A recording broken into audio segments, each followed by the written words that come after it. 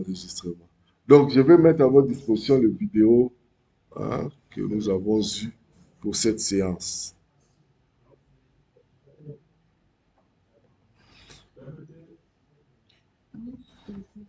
Allez-y.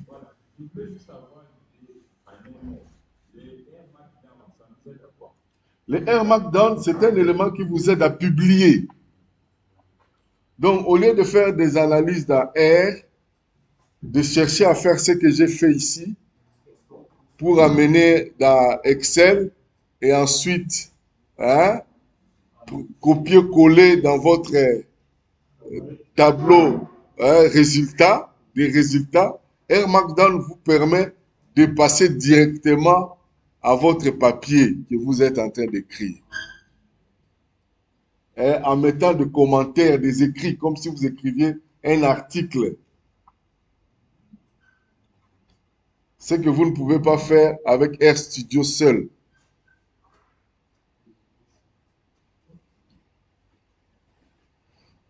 C'est très bien de poser des questions. Parce que ce sont des questions, quand vous avancez, que vous ne vous imaginez pas qu'on puisse se les poser. Mais ce sont pourtant des questions pertinentes et fondamentales.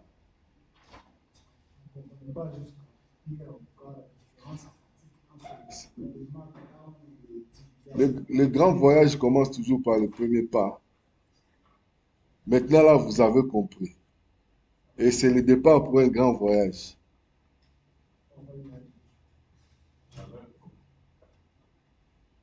Avec? Oh, je suis là. J'aime être intéressant. J'adore être intéressant. Ok, on va passer au deuxième. Hey, maintenant, ça m'affiche quoi? Attendez. Ok. Voilà. Donc, maintenant, on va passer à... Alors, quand vous êtes dans une épidémie, très tôt, le nombre de cas s'accroît de manière exponentielle. C'est ça même qui alerte les gens. Alors, mais qu'est-ce qui se passe? Il y a de plus en plus de cas de...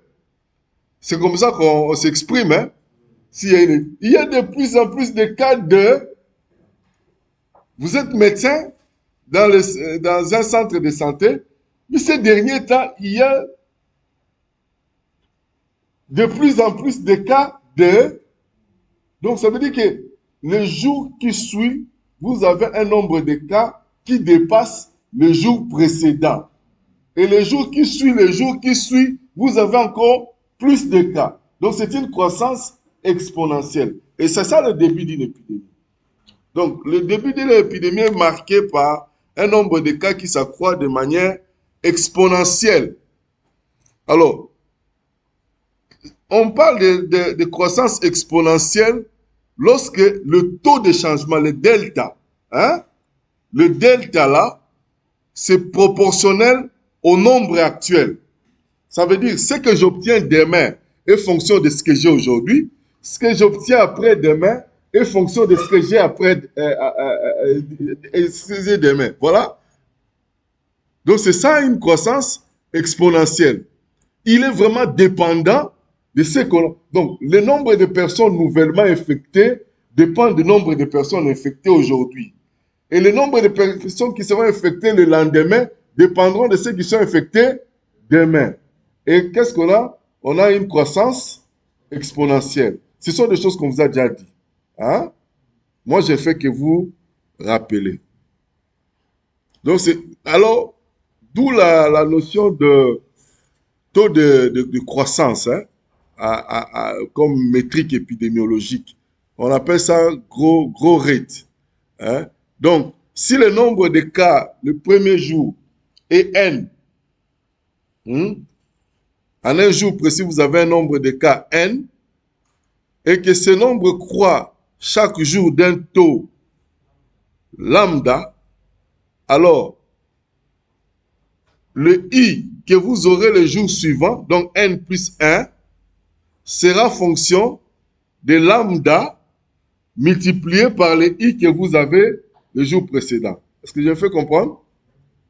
Donc, le lambda là, c'est ça le taux d'accroissement.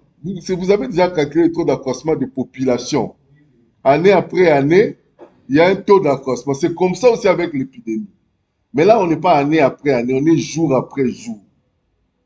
Est-ce que je me fais comprendre? Voilà. On peut appeler ça taux de croissance, taux d'accroissement. Je ne sais pas le mot consacré en français, mais je sais qu'en anglais, c'est growth rate. Hein? Alors, quand vous avez un lambda qui est supérieur à 0, ça veut dire que le nombre de personnes infectieuses croît. OK? Donc, le nombre de personnes qui contaminent les autres, hein, croît. Si le lambda est inférieur à 0, ça veut dire que le nombre de personnes infectieuses décroît. Et si le lambda est de 0, le nombre de personnes infectieuses est constant. Hein?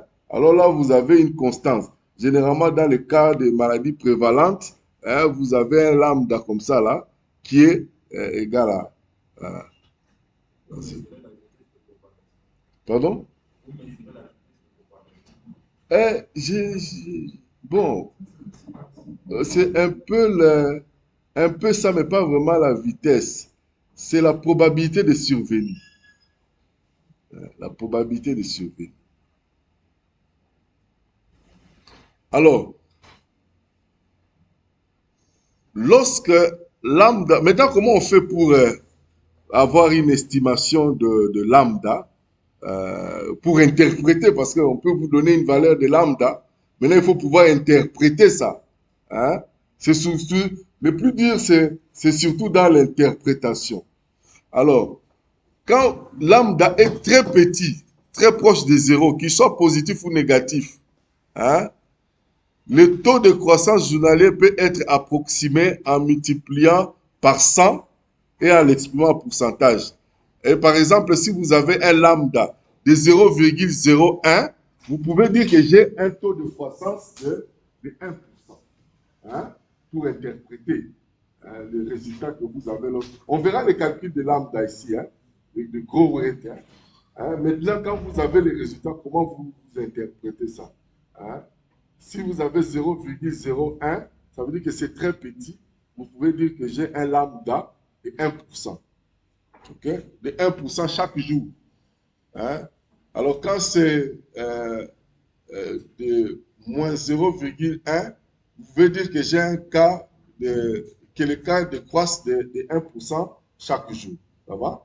Là, nous sommes dans la partie négative.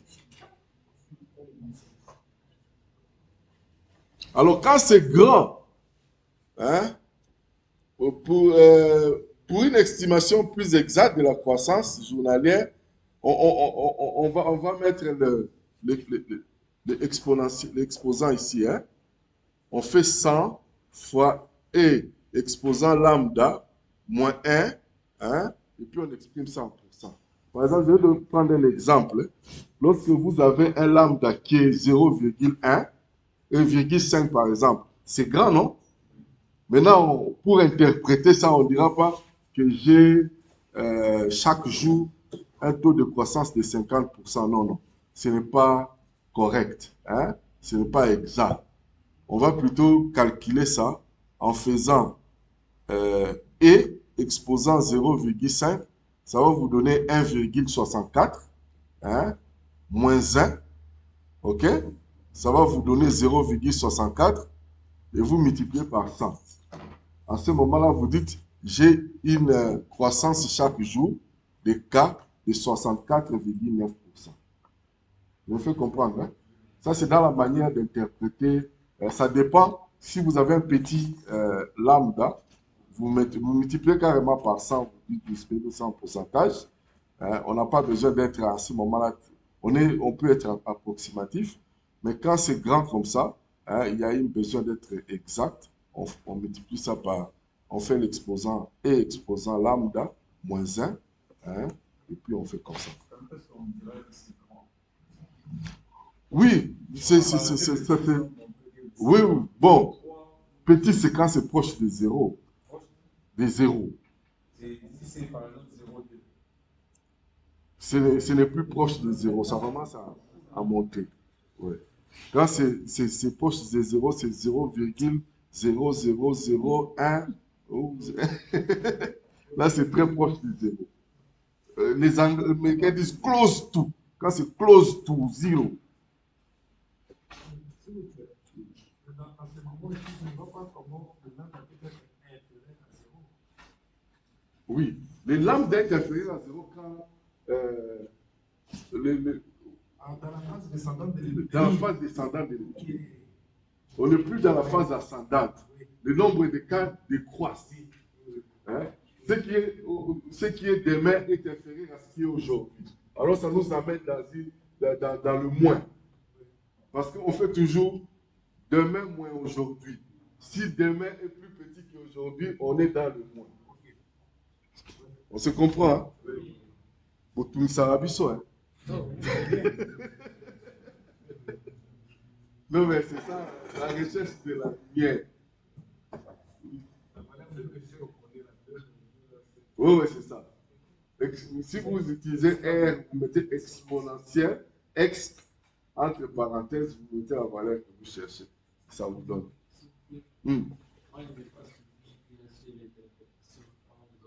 Ok.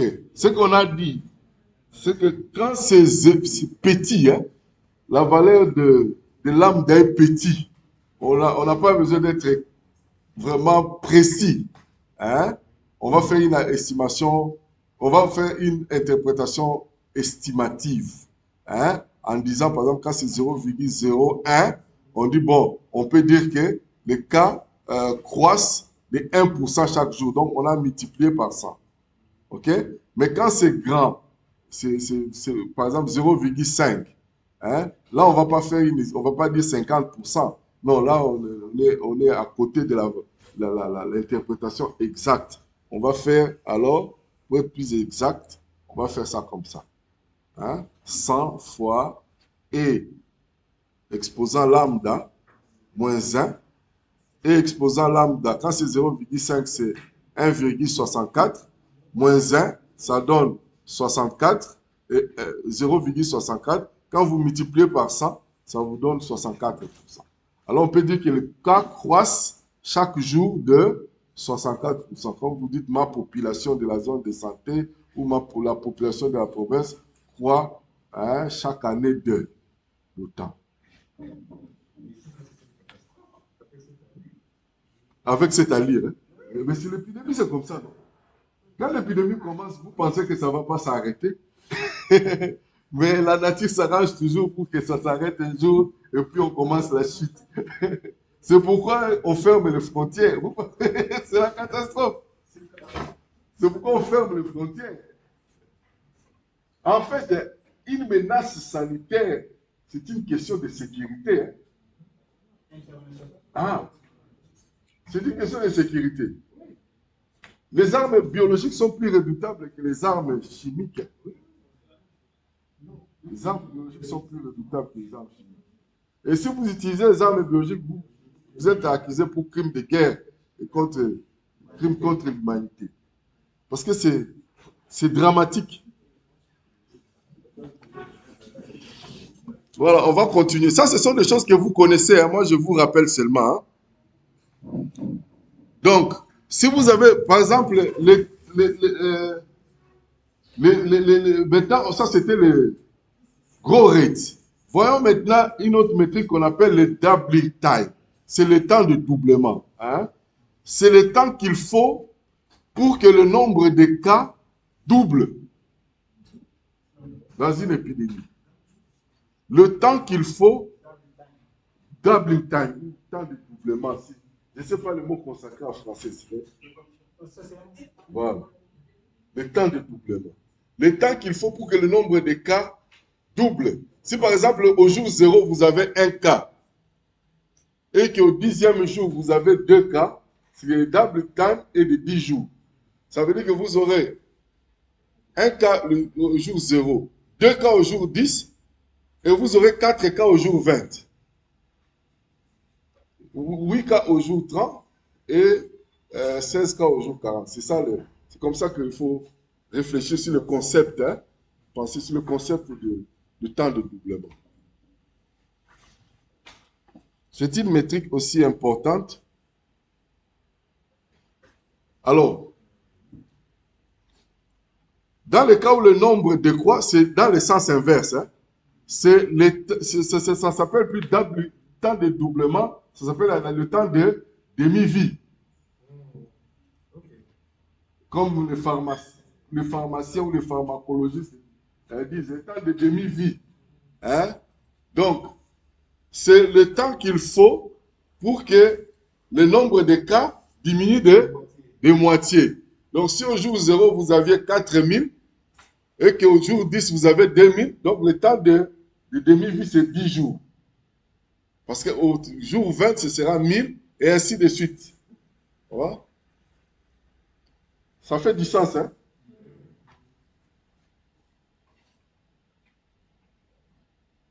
Alors, on va voir aussi une notion. Ça, c'était la deuxième métrique. Première métrique, temps de growth, temps de taux de croissance. Deuxième métrique, temps de doublement ou temps de demi-vie, ça dépend dans quel sens on est. Et on verra maintenant une autre, c'est l'intervalle de série et l'intervalle de génération. Vous voyez, une personne est infectée. Ça, c'est la première personne hein, qui est infectée. Hein. C'est celle-ci. Hein. Il est infecté ici. OK? Il rencontre cette personne-là. Okay? Et la rencontre des deux personnes fait que celle-ci est infectée 4 ou 5 jours après. Okay? Alors, le temps qui sépare l'infection de cette personne à l'infection de l'autre, par exemple 5 jours, ça s'appelle l'intervalle de génération. Ça va? Ça, c'est l'infection. Mais maintenant, si on voit en matière de symptômes, cette personne qui est infectée commence les symptômes ici, il a infecté l'autre, et l'autre commence les symptômes là-bas. Hein? Ça peut être 2 jours, 3 jours après, ça dépend. Ça peut même être 2 semaines, 4 semaines, ça dépend. Hein? Le VIH, ça prend même 10 ans. Alors, donc, le temps qui sépare, le moment où celui-ci fait les symptômes et le moment où celui-là fait les symptômes, c'est l'intervalle de série. On parle de serial intervalle ici et de generation intervalle. C'est bon? On va voir à quoi ça sert pour calculer les R0, pour estimer les R0 et les R5. C'est pour introduire le taux de reproduction. Les reproduction rate, hein? Il y a le basic reproduction rate, comme le taux de reproduction de base, et il y a l'effective reproduction rate, on va expliquer ça le moment venu. Voilà, c'est ça justement. Alors, le taux de reproduction de base, c'est le basic reproduction rate, c'est le R0. Au moment où tout le monde est susceptible, ok? Il y a un cas et toute la population est susceptible. C'est à ce moment-là le moment idéal pour avoir le R0. Hein? C'est le taux de reproduction de base qui se définit comme le nombre attendu de nouveaux cas générés par un cas dans la population lorsque tous les individus sont susceptibles à l'infection. Hein? Combien de gens cette personne-là va contaminer? Si c'est 2 personnes, le taux de reproduction de base est de 2. Ça va? Et ça, c'est lorsque toute la population est susceptible. Alors, mais ça va évoluer avec le temps parce que le nombre de personnes susceptibles, au fur et à mesure que les gens sont infectés, le nombre de personnes susceptibles va baisser. Ça va? Parce qu'une personne qui est infectée, on ne va plus les réinfecter. Alors, le taux de reproduction effectif, ça se définit comme le nombre de nouveaux cas générés par un cas dans la population au moment où, actuel par exemple, à un moment donné. hein, mais pas au moment où toute la population est susceptible. C'est bon? Vous pouvez parler de RT ou de RE, c'est la même chose. Mais pour les taux de génération de base, on met toujours R0 ou RO. Les Américains ne font pas de différence entre 0 et O. Ça va?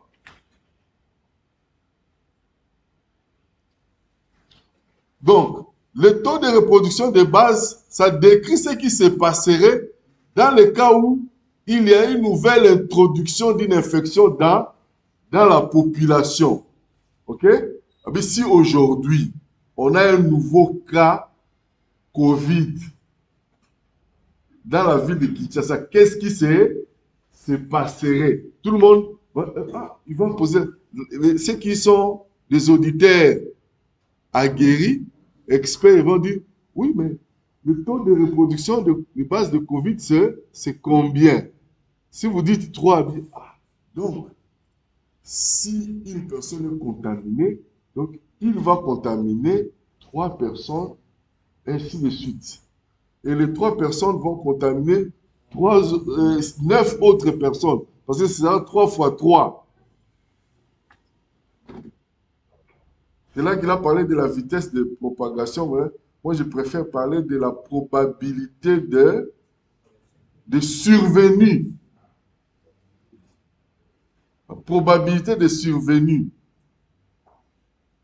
Alors, ça décrit le taux de reproduction effectif. Ça décrit ce qui se passerait en tenant compte de la situation actuelle, y compris les interventions. Maintenant, pendant que le taux de reproduction de base, c'est ce qui arriverait en cas d'introduction d'une nouvelle infection, le taux de reproduction effectif, ce qui arriverait dans la situation actuelle. Par exemple, où les gens sont vaccinés, ok?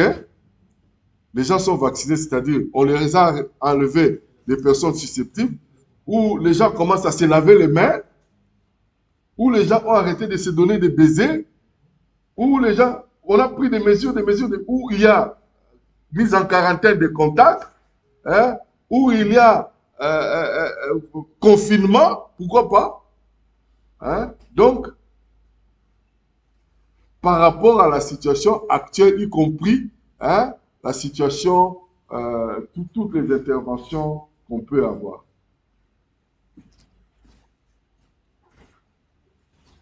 Donc, on peut estimer le taux de reproduction de base R0.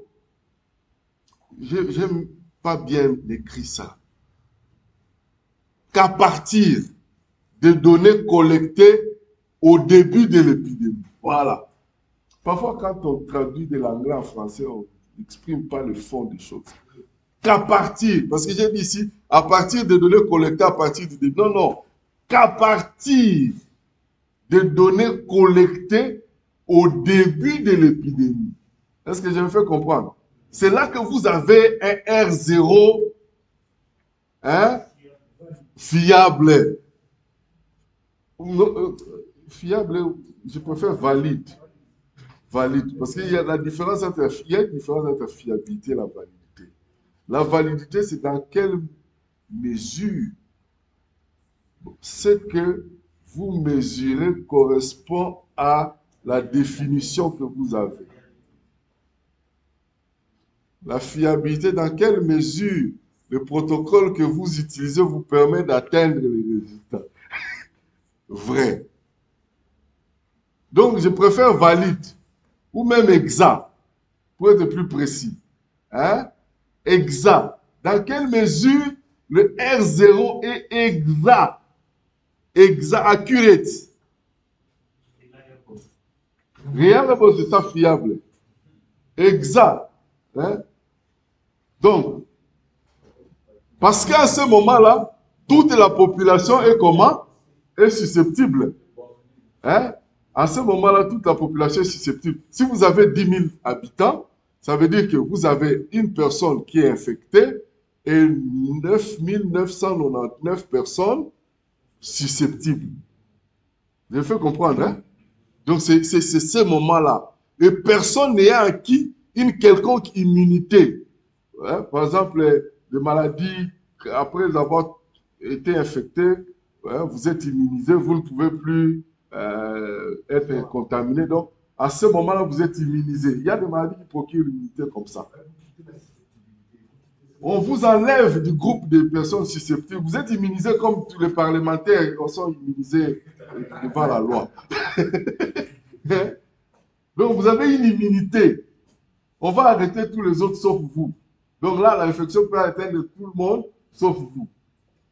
Donc, avant et à ce moment-là, on est aussi avant toute intervention éventuelle parce que l'intervention, ça contamine, hein? Ça amène déjà un élément, comment dire, c'est un facteur déjà, un facteur vis-à-vis de l'épidémie. C'est une intervention, bien sûr, ce n'est pas un facteur naturel, mais c'est quand même un facteur qui va agir sur l'épidémie. Donc, on est là avant toute intervention. C'est là que vous avez votre R0 et curette. Yes. Les deux conditions, et dans les conditions réelles, quand on donne l'exemple d'une population, une communauté qui pour trouver dire que le 900 susceptible, est-ce qu'en réalité c'est possible? Parce que dans la majorité des cas, on aura peut-être 2, 3, 4 cas qui donnent la puce à l'oreille et puis ils commencent à chercher comment on dit, le des bases. Vous avez raison. Nous considérons le cas le plus simple, où tout le monde peut rencontrer tout le monde. Où dans cette population-là, tout le monde peut être en contact avec tout le monde. On ignore les réseaux sociaux, les social networks, tout ça. On va dans l'hypothèse que cette personne-là qui est contaminée peut entrer en contact avec tout le monde. Je me fais comprendre, hein? On oublie qu'il y en a aussi qui habitent dans les îlots qui ne sont pas accessibles. On oublie qu'il y a des personnes qui vont au champ du matin au soir. C'est là, ils sont un peu épargnés. On oublie tout ça. On va dans l'hypothèse simple que tout le monde peut rencontrer tout le monde. Alors, le taux de reproduction effectif, pour l'estimer, il faut prendre les données les plus récentes disponibles. OK? Si vous voulez estimer le taux de reproduction effective, vous êtes aujourd'hui, prenez les données d'hier si vous pouvez les avoir, ou les données d'aujourd'hui si vous pouvez les avoir. N'allez pas prendre les données d'il y a une semaine.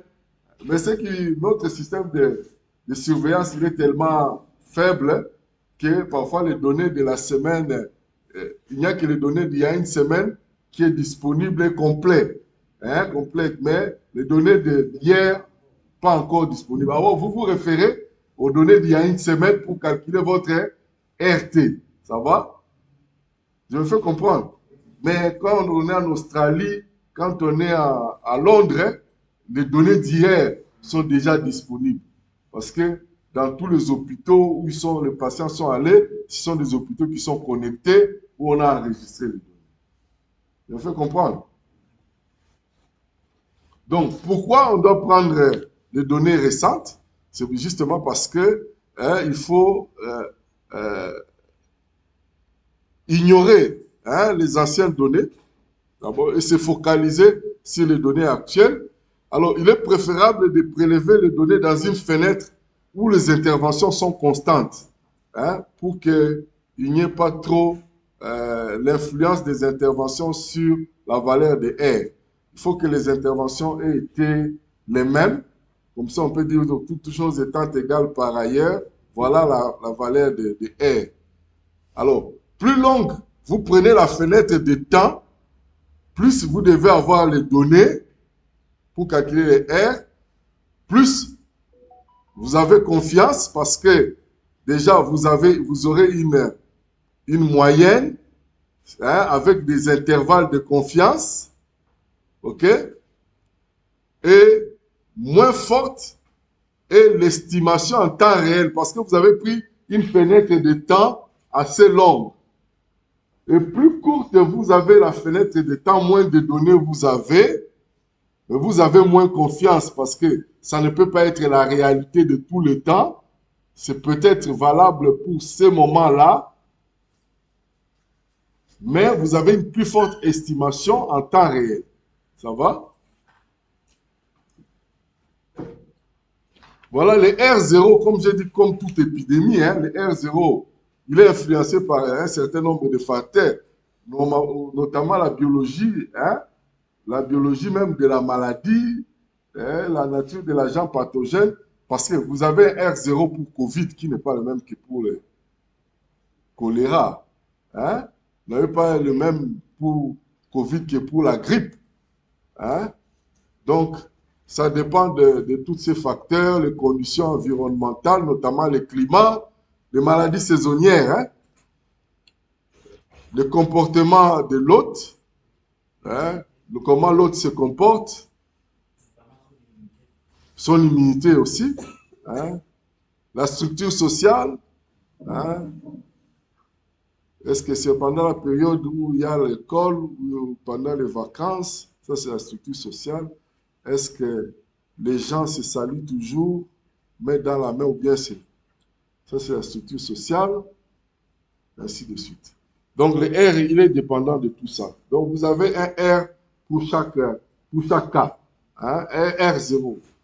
Donc, de manière générale, quand vous avez une épidémie, le R0 fait quoi? Bon. Donc, une personne, hein, contamine plus d'une personne. Une personne contamine plus d'une personne. Ça va? L'extinction de l'épidémie, vous avez R0 qui décroît. Hein? Ça veut dire une personne contamine moins d'une personne. Ce n'est pas possible par jour. Mais pour qu'il contamine une autre personne, ça doit prendre plus de temps. Voilà. Prenez ça comme ça, dans la durée. Ça doit prendre plus de temps pour qu'une personne contamine une autre personne. Alors, R0, et quand c'est au niveau de 1, donc une personne contamine une personne, hein, ça c'est le moment où l'épidémie est le plus difficile à contrôler. C'est le moment où l'épidémie est le plus difficile à contrôler. Comme j'avais dit à notre collègue, R0 ne décrit pas la vitesse de propagation, mais juste la probabilité d'arriver. Hein. Lorsqu'il y a une épidémie, lorsque les gens disent hey, il y a plus de cas, ça veut dire qu'ils sont en train de vous dire que R0 est supérieur à 1.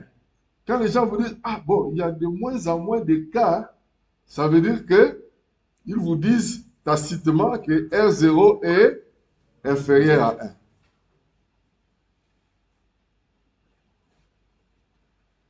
Pour estimer, il faut avoir une bonne estimation de l'intervalle de série que j'ai montré là pour estimer le R0. Il faut commencer. Une personne qui s'infecte, à quel moment il infecte l'autre.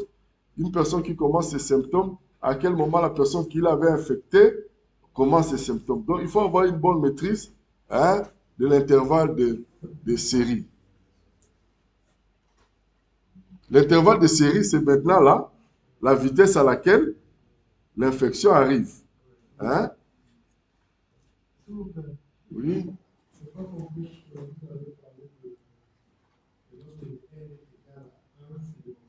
Le plus difficile. Une personne contamine une personne. Voilà, une personne contamine une personne. C'est vraiment le moment où délicat. Tout le monde décrit ça comme le moment délicat. Hein? Je pourrais peut-être chercher la réponse exacte, précise, hein, et je vais vous l'envoyer. Alors, donc, on a 3 métriques à calculer maintenant avec R. OK? On va utiliser R. Moi, je ne suis pas venu à vous donner des enseignements sur les métriques. Je suis venu vous donner des enseignements comment calculer les métriques avec R. Hein? Donc, on va utiliser R pour calculer ces 3 métriques. Le taux de croissance, ou de croissance, le temps de doublement ou le temps de demi-vie, et puis le R. Ça va? Alors, on va utiliser 2 packages.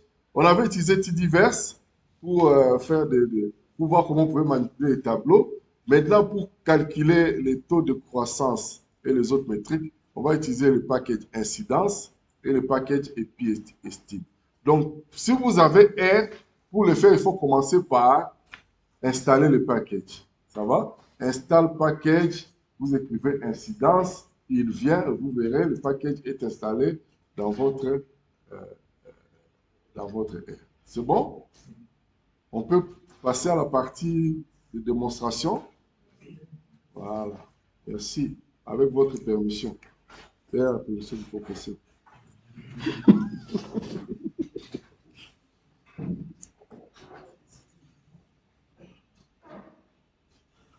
Je pensais qu'être étudiant, c'était le plus dur, mais être enseignant aussi, c'est pas facile. Oui. Oui. Allez-y. Si on prenait le cas de figure où on a un pandémie Covid, Oui. peu importe la il y a déjà des interventions, genre ici, on a mis pour la Covid, Oui. on va aussi avoir les autres interventions. Oui. Comment on fait pour le faire? Ah, vous êtes en difficulté. Vous êtes en difficulté. C'est vrai. Tout le monde est susceptible. Mais non, ce n'est pas au niveau de la susceptibilité qu'il y a un problème. C'est au niveau entre le contact entre les personnes susceptibles et les personnes infectées. Parce que les personnes infectées doivent aller vers les personnes susceptibles, entrer en contact avec elles et les contaminer. Maintenant, les personnes qui sont infectieuses pour cette nouvelle infection, lorsqu'ils vont entrer en contact avec les personnes qui sont susceptibles, ils les trouvent déjà avec des équipements de protection individuelle. Hein? Ils les trouvent déjà avec des masques. À ce moment-là, vous avez un R0 qui n'est pas exactement celui-là. Il est un R. Mais vous ne pouvez pas dire s'il est vraiment un R0 de base. C'est un R. Mais vous ne pouvez pas dire s'il est un R. Vous ne pouvez pas écrire un article pour dire non, non, j'ai trouvé le R0 de monkeypox. C'est autant. Bon, les gens sont devenus très prudents. On exprime toujours le R dans un intervalle. Hein? On dit l'intervalle et le R0 pour Covid, ça varie entre 0,5 à 5 par exemple. Hein? Comme ça, tout le monde a raison, personne n'a tort.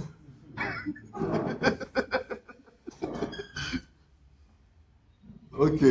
On peut passer à la démonstration.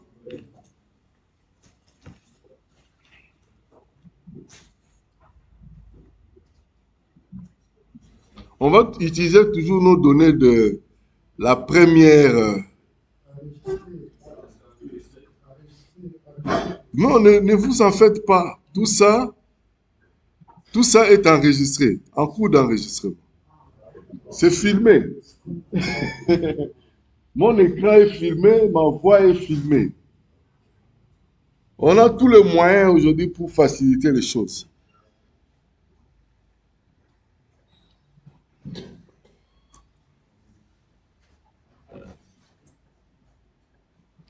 Voilà.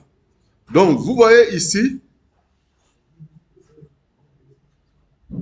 j'ai pris toujours le fichier First Wave London là, mais ça c'est l'entête, hein, c'est juste le titre, hein, ça n'a rien à voir avec le fichier. Alors, dans ma librairie, j'ai même un petit divers parce que j'aurais besoin du petit divers pour manipuler les tableaux, les tableaux là.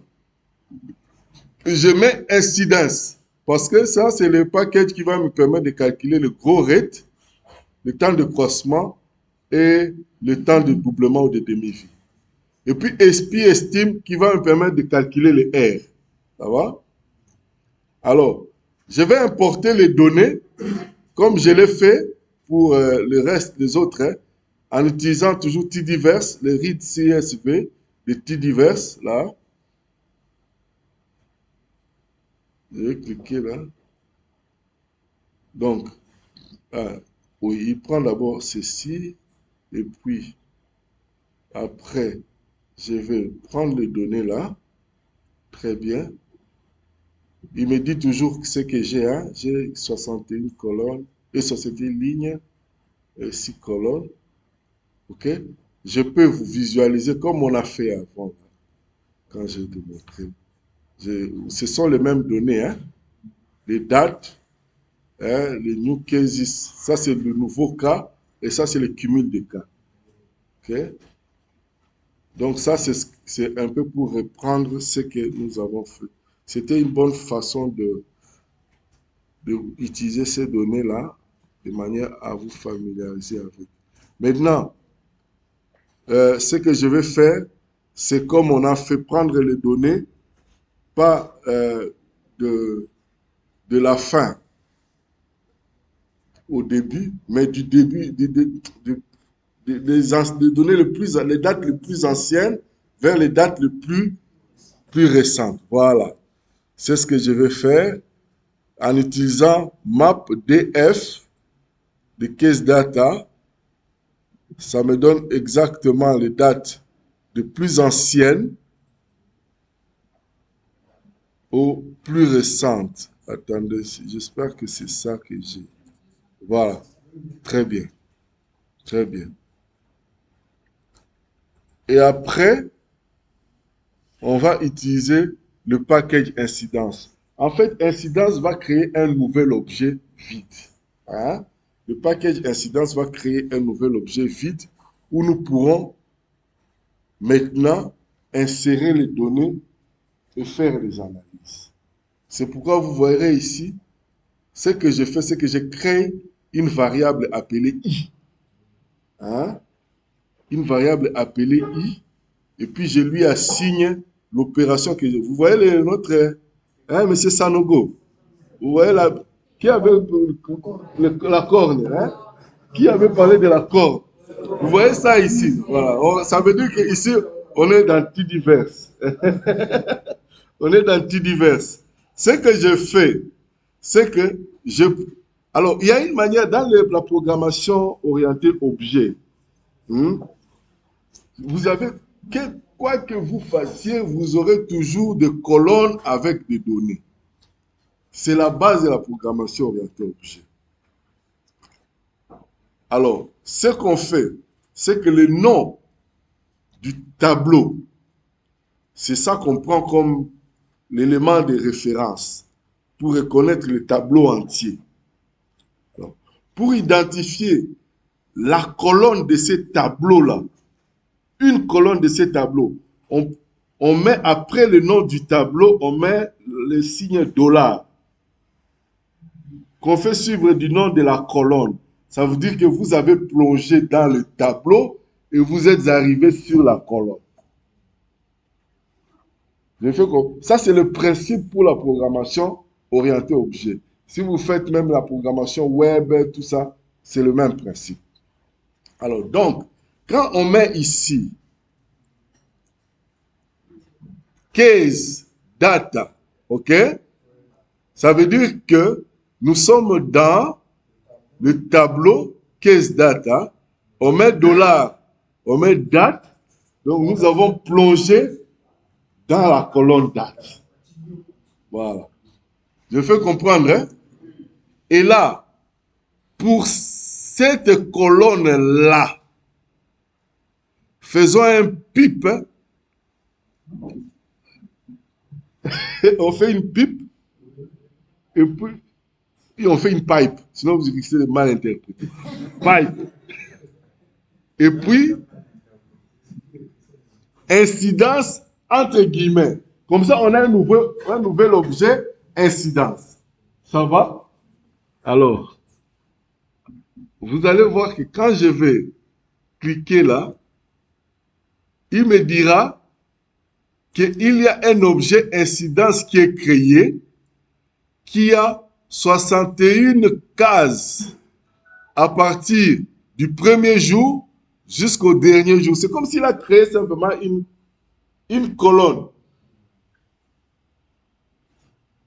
Mais en réalité, c'est un objet qui comporte 1, 2, 3, 4, 5, 6 colonnes. OK? Une colonne vide, count, qui a 61 lignes vides. Une colonne N, qui a 60... Donc, mon tableau, c'est le tableau I. Hein? I, dollar, count. Ça, c'est la colonne 1, count de mon objet. Mon tableau I, dollar, N, ça, c'est pour le total. Date, intervalle, ainsi de suite. Donc, j'ai maintenant un objet créé dans lequel je peux aller insérer des données pour faire mes analyses en utilisant le package incidence. Donc, c'est le package lui-même qui a créé cet objet. Et il ne peut travailler que sur un objet que lui-même a créé.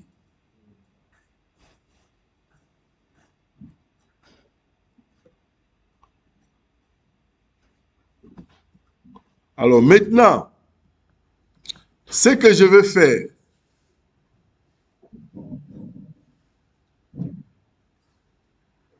la prochaine étape,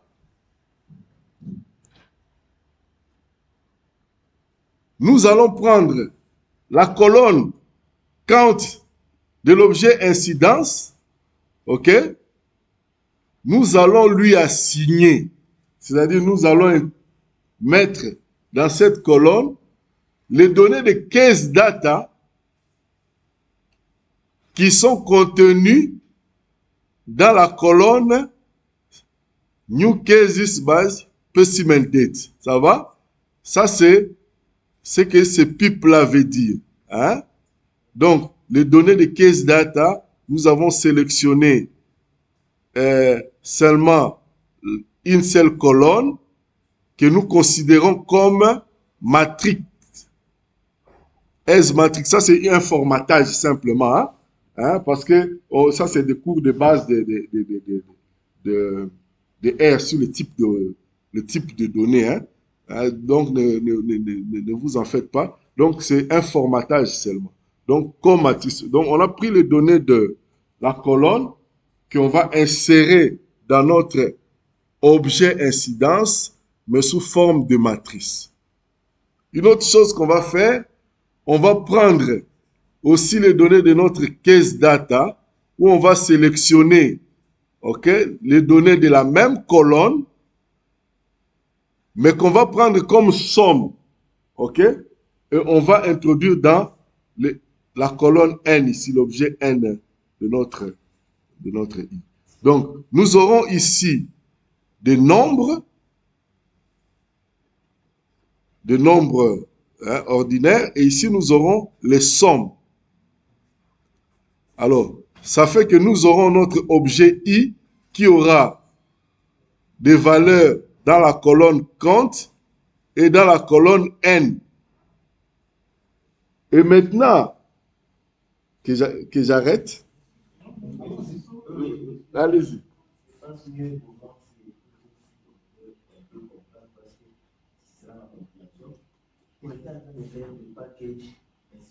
Oui. C'est affiché là-bas avec toutes les différences. La suite de ça qui nous amène à... Voilà.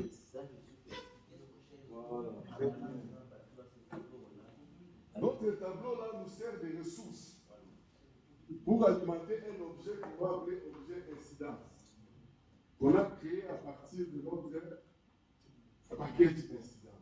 On a créé un paquet d'incidence qui nous a donné un objet appelé colonne N, colonne count.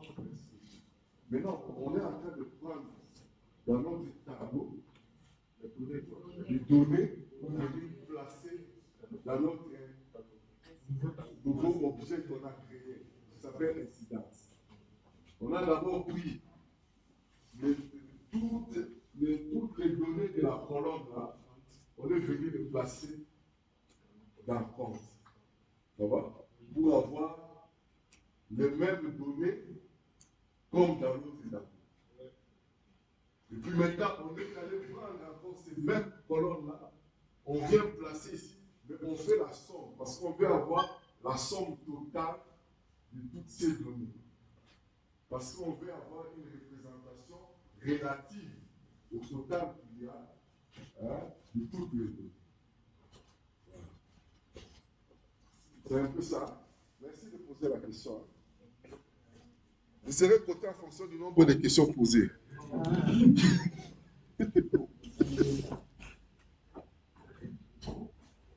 Alors, maintenant, bon, il y a aussi un objet de R. Au lieu de faire ggplot, on fait carrément plot.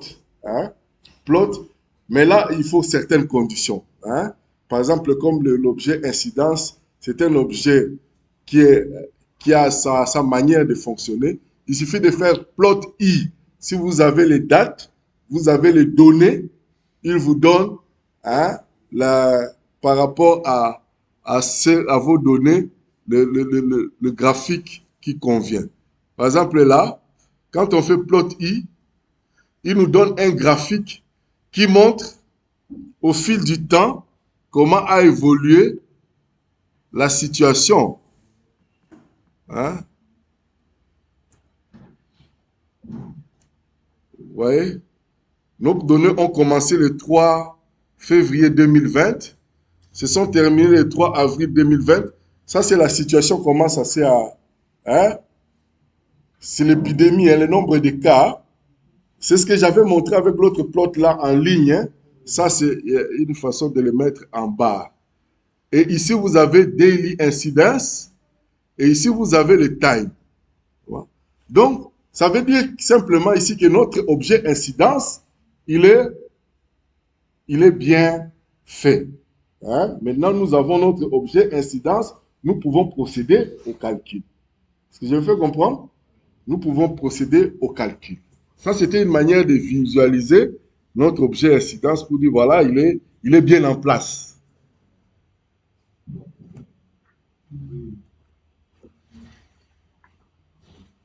J'ai partagé avec vous cette page.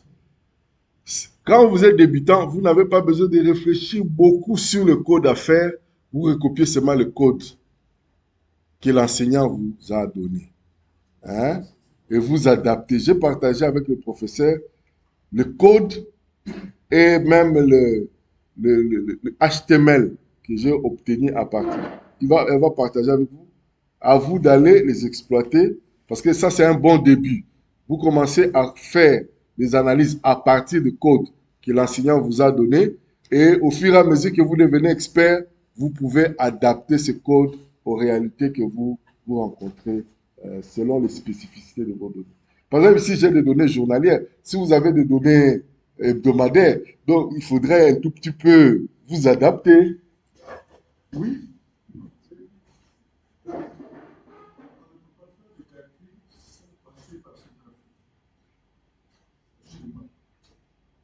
Si par exemple je n'arrive pas à faire ce graphique, Non, non. C'est le graphique. À partir de ça, vous ne pouvez pas faire des analyses si vous n'avez pas fait l'objet incidence. Si vous n'avez pas constitué l'objet incidence. Les graphiques ici, c'est seulement une manière de visualiser l'objet que nous appelons de constitution. C'est simplement un outil de visualisation. Ce n'est pas un outil de création. La création est déjà faite. Maintenant, c'est sur la création que nous allons faire l'analyse. L'objet incidence créé va nous servir de base maintenant pour faire l'analyse. Mais pour créer l'objet incidence, nous avons eu besoin d'avoir un tableau qui s'appelle FaceWave London, dans lequel nous avons piqué les données. Compréhensible. Même si ce n'est pas bien compris, ne vous en faites pas, ne paniquez pas. C'est comme ça pour tout le monde, même pour les plus grands experts. Il a, comme c'était le premier abord, il a besoin de visionner d'abord les procédures, de venir bien comprendre. C'est pas au premier abord qu'on doit tout comprendre. Comprenez la logique. J'essaie de m'exprimer le plus clairement possible pour que vous compreniez un peu la cohérence du processus et après, vous allez comprendre, étape après étape. Donc ne soyez pas anxieux pour l'instant.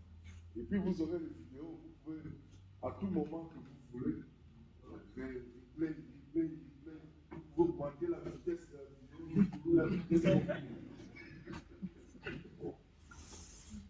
Voilà, autre chose.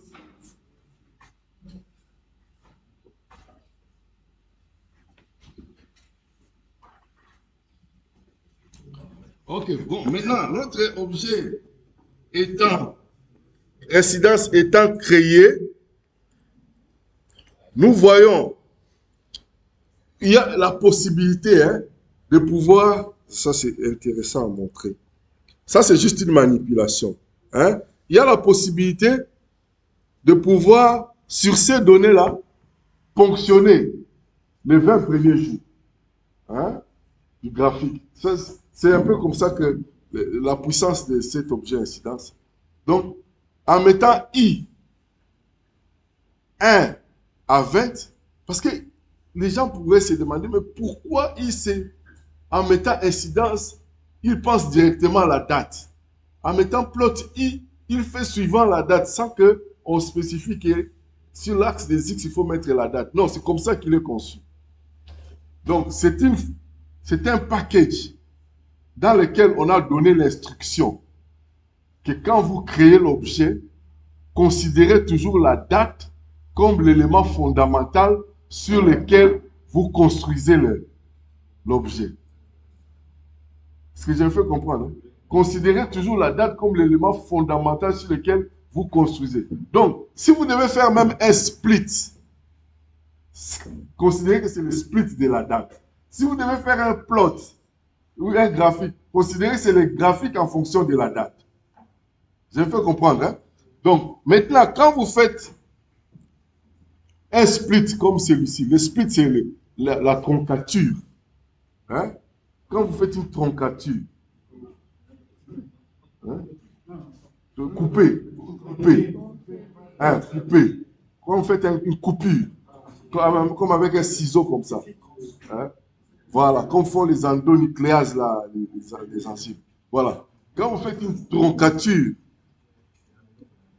et que vous mettez I entre brackets, le bracket, je ne sais pas comment ça s'appelle. Voilà, crochet. Entre le crochet, vous dites 1, 2.20. Vous donnez l'instruction au programme. Prenez-moi dans l'objet I les données à partir du premier jour jusqu'au 20e jour. Alors là, ça ressemble à autre chose parce que quand il fera le graphique, comme vous dites, on met ici plot I, R, parce qu'on a changé de variable, hein. On lui a assigné ça à I, mais pas I simplement, I, R. Maintenant, j'ai dit, bon, maintenant, affiche-moi I, R, mais affiche-moi aussi le graphique de I, R. Quand on le lance,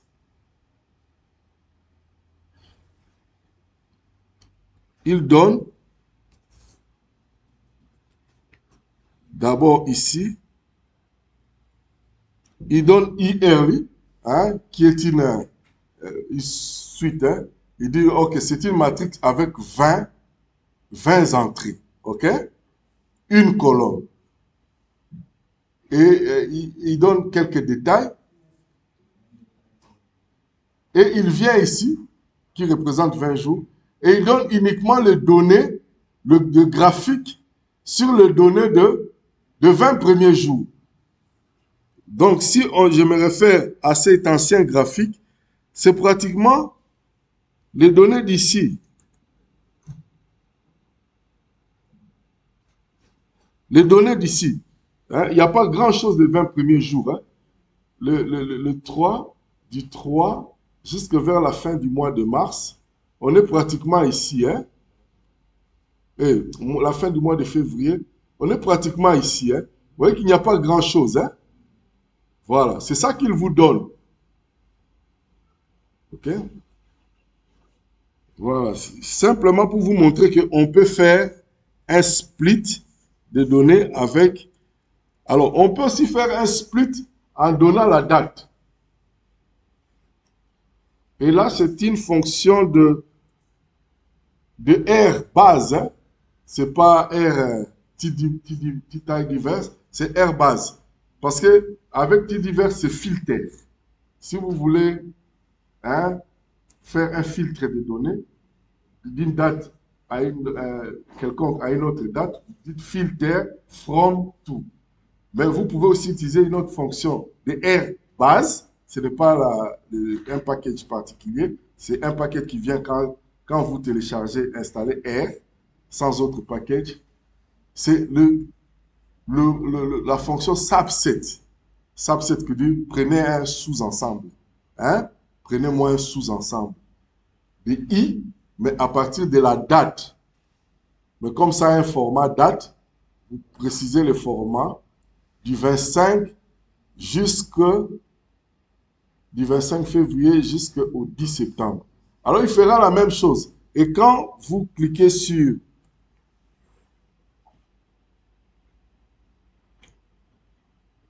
quand vous le faites exécuter, vous avez pour cette période-là. Ça va? Donc, c'est le même graphique, plot, mais que vous pouvez fonctionner à différents endroits. Parce que je vous ai dit pour le calcul des R, vous devez choisir la fenêtre. Pour choisir la fenêtre, vous devez faire des splits. Est-ce que je fais comprendre? Vous devez faire des splits pour choisir cette fenêtre-là. Ça, c'est une bonne façon pour vous permettre de choisir. Vous voyez que ça, il faut absolument que vous appreniez R. Voilà. Donc, c'est tellement intéressant. Hein, en tant qu'épidémiologiste, moi, je conseille, en tant qu'épidémiologiste, parce que vous aurez affaire aux données, les données brutes, vous ne comprendrez rien. Surtout dans l'époque à cette époque où vous pouvez avoir plusieurs données, vous ne comprendrez rien. Il faut pouvoir les analyser pour comprendre quelque chose. C'est ce que nous essayons de faire maintenant. Bon, voilà. Trêve de démonstration pour les graphiques. Maintenant, voyons le calcul de growth rate, hein, le taux de croissance. Hein. C'est ça qui est le plus intéressant maintenant. Sinon, vous allez vous ennuyer. Alors, il y a une fonction incident, fit de incidence qu'on va utiliser pour calculer le growth rate. Donc, retenez ça. Pour calculer le taux de croissance, on utilise la fonction fit de incidence. Parce que dans un package, vous avez des fonctions. Un package, c'est défini comme un ensemble de fonctions. Vous, là, vous pouvez créer une fonction, des fonctions à elle. Vous créez votre nom, moi je m'appelle Brian Marfou. Je travaille beaucoup dans le domaine des technologies, par exemple. Je crée des fonctions. Parce que je n'arrive pas à faire des calculs avec les fonctions que les autres ont déjà. Moi, j'ai ma façon de faire. Je crée une première fonction. Je crée une deuxième fonction. J'avais tellement maintenant de fonctions que je prends toutes ces fonctions-là, je mets ça dans un seul package, j'appelle ça package Marfou. Et dans ce package-là, il y a des fonctions Robert, il y a des fonctions Roland, c'est comme ça que ça se fait. Donc, quand je dis package incidence, c'est un regroupement de plusieurs fonctions. Voilà. Donc maintenant, la fonction fit, quand je fais seulement fit i, donc tout le travail le plus important que j'avais fait, c'est lorsque j'avais constitué mon i. C'est là le travail le plus important.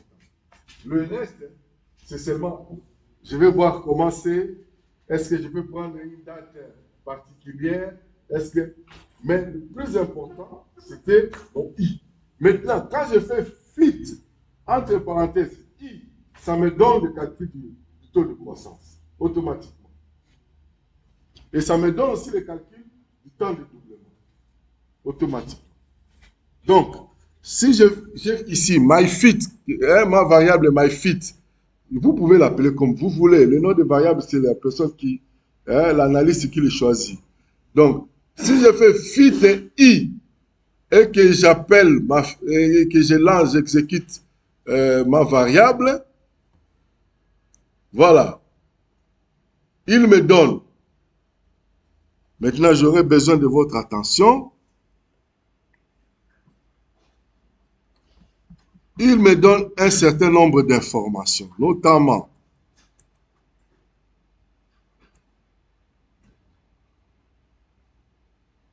vous allez lire avec moi. Ici, c'est écrit quoi? Daily growth rate. On peut traduire ça en français en disant quoi? Ah, taux de croissance journalier. OK? Il dit c'est combien? 0,16. Si on doit interpréter ça, on fait comment? 1 moins et exposant 0,15 fois 100. On peut calculer ça, non? Je peux même rester dans mon R ici. Oh, qu'est-ce que j'ai fait? Je peux utiliser R comme une calculatrice, hein? Ne vous en faites pas. Donc, c'est entre parenthèses et exposant, entre parenthèses, non, non, pas deux parenthèses, une seule. Exposant, exponentiel, 0,15. Quand vous utilisez R, ne mettez pas virgule, hein? Mettez le point, hein? Exponentiel, moins 1, ok? J'ai écrit 16, hein?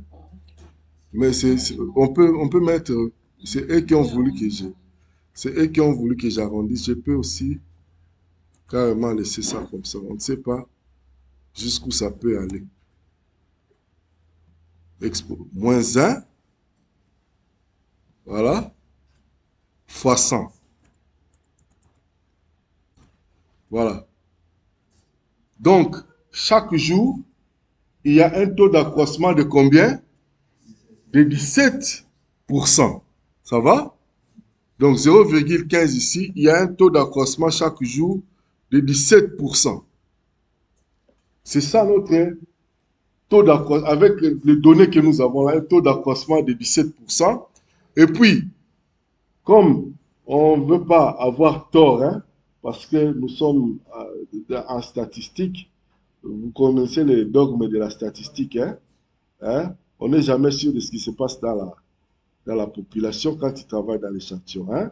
Donc, tu fais tes calculs dans l'échantillon, mais fais une inférence après pour savoir un peu dans la population l'idée de. C'est pourquoi ils mettent aussi un intervalle ici, hein, 95%. Donc, ça part de 0,14 à 0,17. Ça, c'est dans cet intervalle-là, les valeurs de taux de croissance restent vraies. OK? Alors, en bas, qu'est-ce que vous avez? Vous pouvez lire pour moi? Ah, le temps de doublement en jours. Le temps de doublement en jours. Ici, ça donne quoi? 4 jours. Ça veut dire que le temps qu'il faut pour que le nombre de cas double, c'est combien? 4 jours. Et puis, il donne aussi l'intervalle.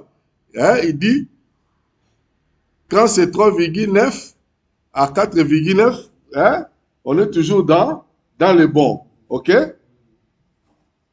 Vous avez compris comment on peut calculer maintenant le grow rate et le doubling time? Simplement en créant un objet incidence et en appliquant fit sur incidence. Je fais comprendre? Voilà. Si vous savez comment créer l'objet incidence, c'est tout. Vous me prenez seulement fit, entre parenthèses, incidence, proof. Vous avez le doubling time et le go rate avec les intervalles. Ça va? Alors, on va montrer un tout petit peu également. Professeur, c'est bon, ça, je peux continuer?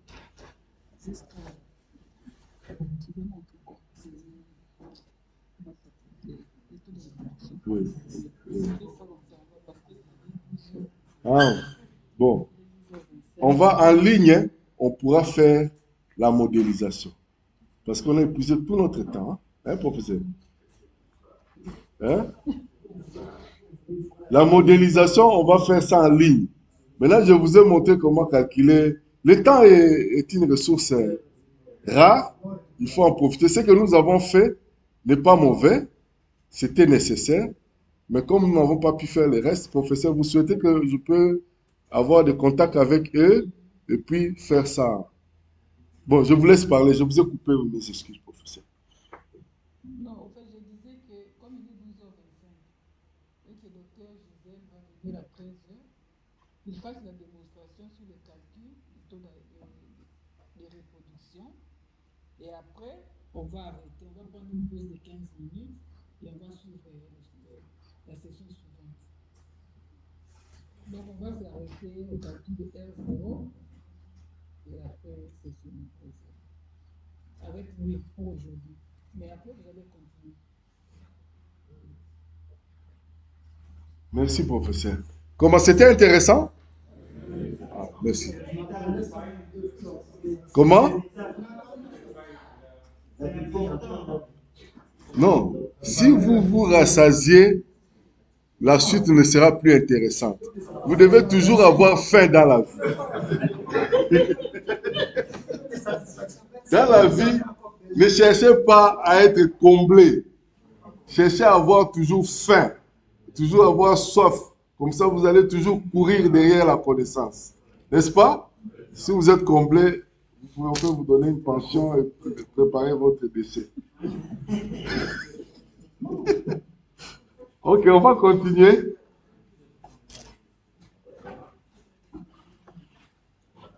Alors, toujours pour, on va, avant de passer à épi-estime pour le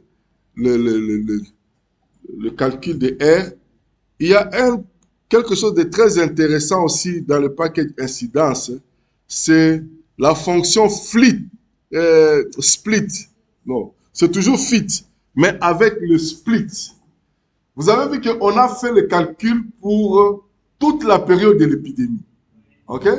Bon, on peut se dire, au lieu de prendre des ensembles de données différents, hein, on prend le même ensemble de données, mais on coupe à une période donnée et on voit à ces deux périodes, on compare, on voit quelles sont les valeurs de taux de croissance ou les valeurs de temps de doublement. Parce que dans une épidémie, à des périodes différentes, on peut avoir des temps de dédoublement différents. Hein? À des périodes différentes, on peut avoir des temps d'accroissement différents. On peut faire ça en utilisant toujours dans la fonction fit, hein, on met notre i comme on avait fait. On avait simplement mis le i, mais maintenant on peut mettre split pour couper, hein, à une date particulière. Hein, on met la date entre parenthèses. Mais pour préciser le format, on met sdate. Hein. Souvent, pour préciser le format, on veut être d'accord qu'on a bien communiqué avec la machine. Parfois, si vous introduisez une variable numérique pour que vous soyez d'accord avec la machine qui ne refuse pas, vous pouvez lui préciser as numérique. Comme ça, il comprend que je suis en train de travailler avec le numérique. Ou bien as caractère. Comme ça, il comprend que je suis en train de travailler avec des caractères, des textes. Ou bien as date. Comme ça, on lui donne la précision que je travaille avec le date. C'est pourquoi je mets ici as date. OK? As date. Et puis, je donne la date. La date est toujours dans ce format. On commence toujours par l'année, le mois et puis le jour. Si vous mettez un autre format ou bien vous mettez des barres, il ne prendra pas. OK? Alors, si je fais ça comme ça, vous allez m'aider à lire.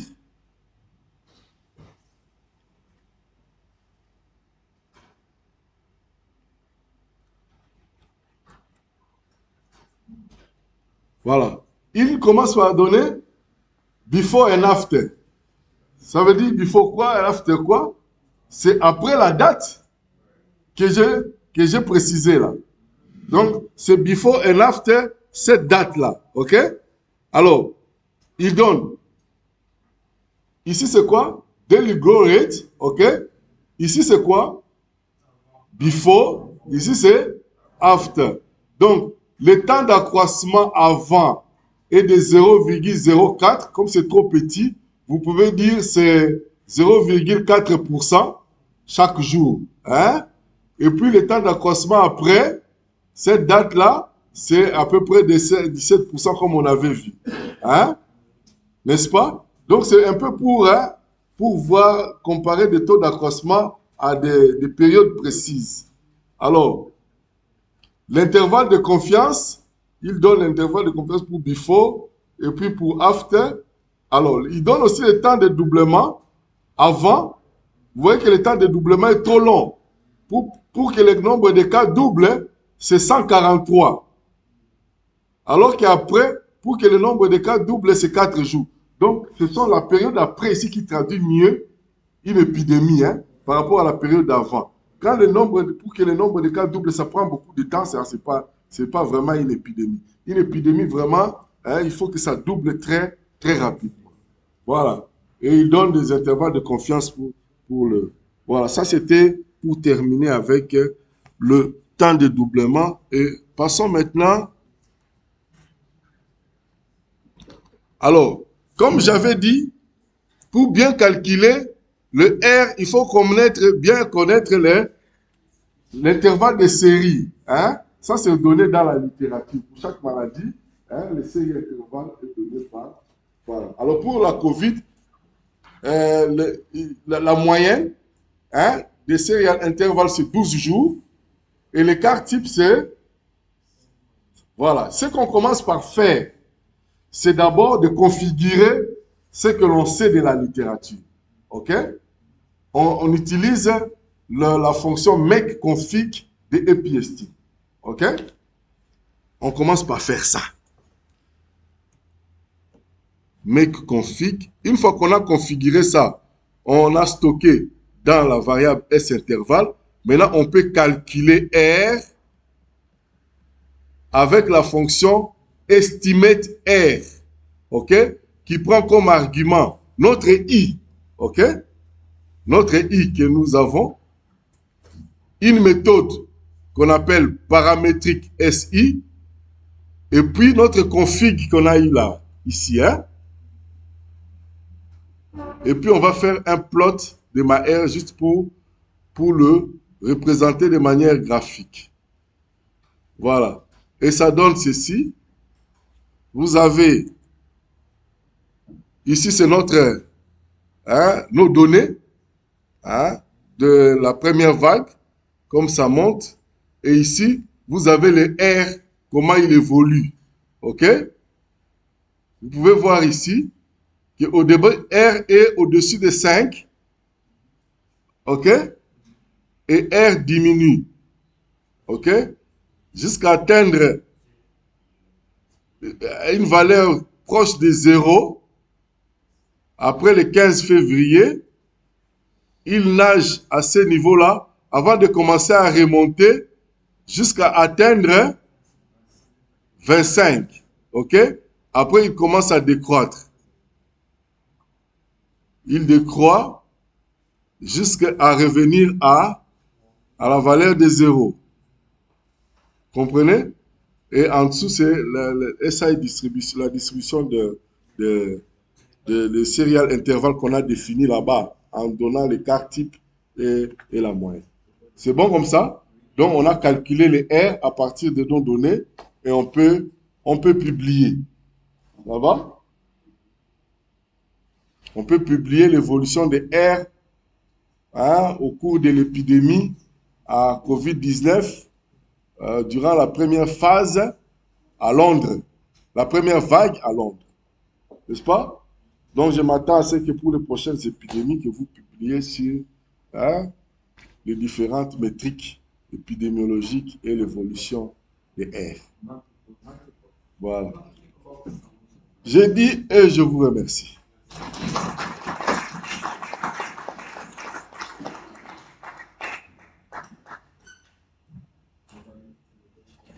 Merci. Donc,